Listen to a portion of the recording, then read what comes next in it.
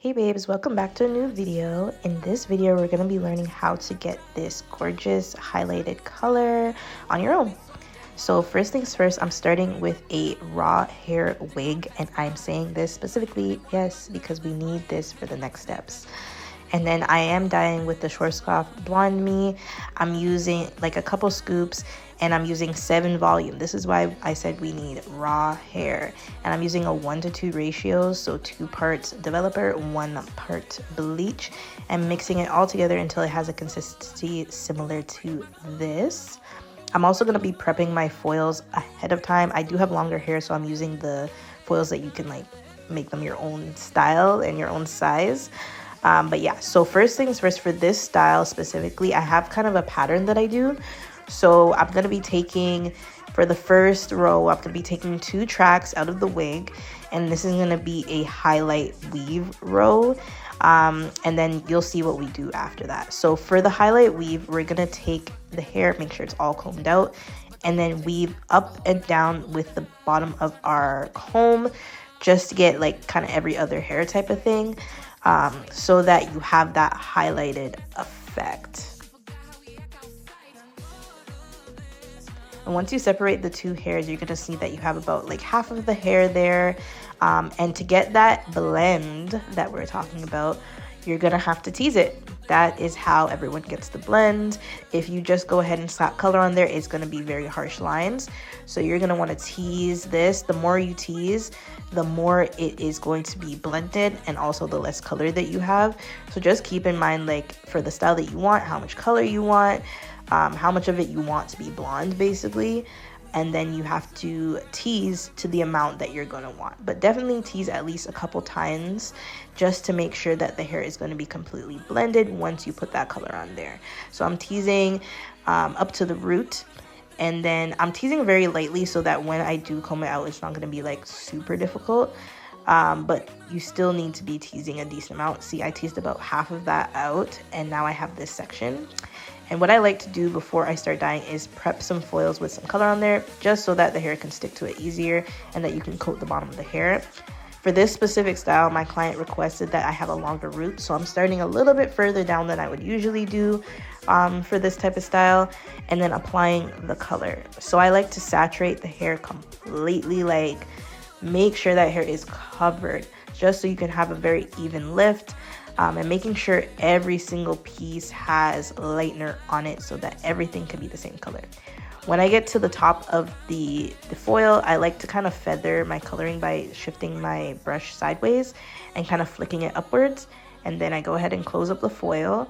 So what this foil is going to do is going to make sure that the hair is keeping its moisture and its heat so that it can process evenly and quickly.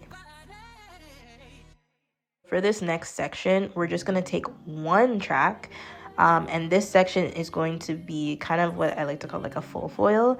So we're not going to do any weaving. We're going to be dyeing this whole complete piece, but we are going to be teasing for that blend, right? So we're going to take the piece that we want to, split it into, you know, a decent sized piece. You don't want it too big because then you're applying too much lightener in, you know, one little space. You want it just to be big enough to fit in the foil, and then tease to your heart's desire basically. I like to tease a decent amount for these ones specifically because it's going to be more color, and my client also requested you know, very light highlights. So I like to tease enough so that the color is going to be visible, but it's not going to be too much, so that she can get exactly what she wants. And again, applying that color very generously.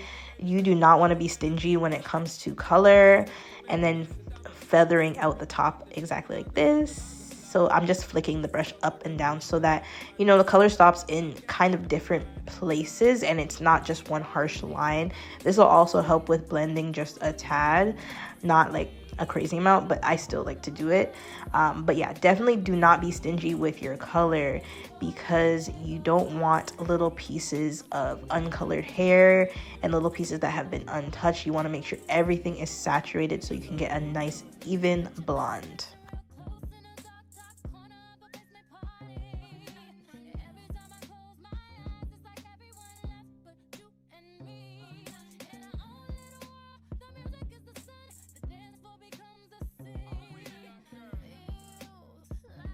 I also want to mention that I'm trying to work pretty quickly just because I do have raw hair. It does lift very quickly. Like I was saying, the higher quality hair you have, the more quickly it's going to lift. That's why I'm using 7 volume developer, because I do not need to be using anything over that to get to a 613 blonde. But if you have maybe a lower quality hair, try to invest in higher quality hair. But if not, try to use a developer that is going to get you the best results, but also not super damage the hair. So try not to use a 40. Even a 30 is a bit crazy. But like a 20 and under would be fine. And if you do find that your hair is processing too quickly, take it out halfway and rinse that out, and then continue with the rest of the hair. That's fine to do. I do this towards the end of this video just because it does take a little time to get through all of your head. So you need to be doing that. But now we are doing the money piece. I kind of skipped over some of the hair because all I'm doing is alternating between 2 tracks and 1 track and weaving and not weaving. So what I do for the money piece is I part out a kind of circular piece at the front of my lace. If you have a closure, I pretty much part out the whole front of the closure, but make like a C or like a crescent moon, I guess you could say. And then I split that into very, very small sections just because this is going to be the lightest part. And then I will be applying the color. I've also actually switched to a 20 volume here just because this area I want it to bleach to basically like a level 9 blonde, which is very high. So we want it to be as light as possible because it's going to be our face framing, like money piece area. So that's why I've upped my developer a bit. And also I will be washing out like the bottoms very soon, so I have time for it to process for the time that it needs. And yeah, that's what I'm doing here. So you can see that I've done a little like circular part at the top. I don't do too much hair just because my client didn't want that. And also with these, I'm starting the color a lot higher because we want them to be framing the face. So as you can see here, I've washed out the bottom, and you can see like the color at the bottom is blonde. I don't want it too high at the bottom just because I want that dimension. But a good enough blonde that you can put some toner on that. So you want it to be light enough that the toner will actually take. And so now I'm doing kind of like, I guess you could say like a faux balayage here. So I'm parting in triangular sections around where I did the bunny piece. I'm going to show you guys in a minute what I mean by that, just so that the hair is kind of falling at a diagonal.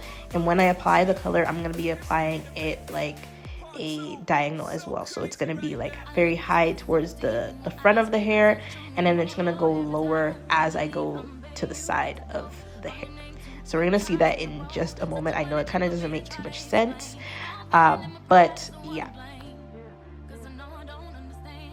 As you can see here, I kind of parted it just like a triangle, like 2 sides of the head. So you're parting it diagonally, you're not parting it straight, so that you can have that dimension with the color once you apply the hair.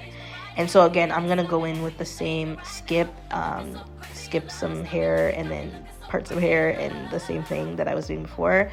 So we're just gonna be weaving for this one. It's a slightly bigger section when I do the weave, just because, you know, you're gonna have a little bit less hair in the actually getting colored.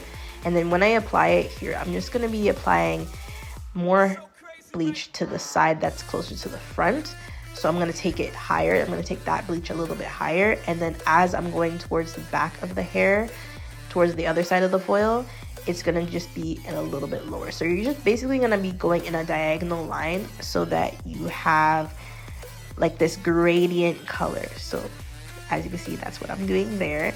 And then for the next section, of course, we're just going to be doing one teasing section. And then I'm going to be doing the exact same thing, just giving a little bit of a gradient. You kind of want to have it like a slope, like the side of a mountain. And then you want to color so that you have it on that slope.